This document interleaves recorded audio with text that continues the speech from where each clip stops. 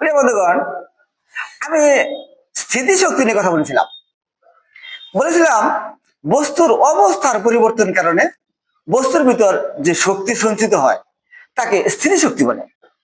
আসলে বিজ্ঞানের সমগ্র বিষয় কিন্তু ছোটখাটো পরীক্ষার মাধ্যমে উপস্থাপন করলে স্টুডেন্টরা সহজেই বুঝতে পারে।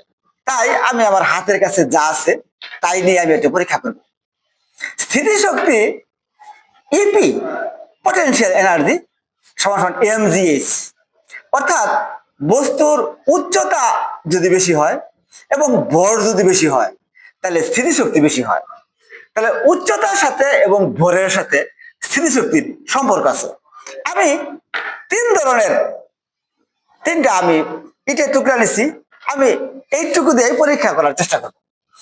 এক, আমি যদি এইখান থেকে এটা ছাড়ি, অর্থাৎ এই বাড়ির থেকে এটা উপরে যদি কিছু তুলি তাহলে কতটুকু শক্তি হয় আমি শব্দের মাধ্যমে যদি পরীক্ষা করি, একটা শব্দ হইল।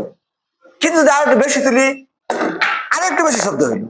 আর যদি আমি অনেক বেশি তুলি অনেক বেশি কিন্তু শব্দ হয়। তার মানে কি?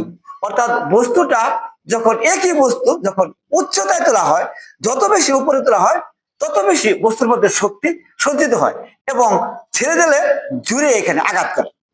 আরেকটা প্রশ্ন আছে, যদি বস্তুটা ছোট হয় একই উচ্চতা তাহলে এর ভিতরে কিন্তু স্থিতিশক্তি কম হয়, যে শব্দ হলো।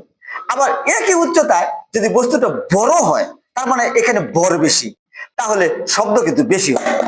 তার মানে একই বস্তু উচ্চতার বিভিন্নতার জন্য তার ভিতরে স্থিতিশক্তি হ্রাস বৃদ্ধি হয়।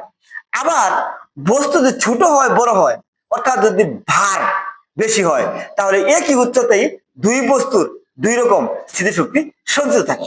ধন্যবাদ সকলকে।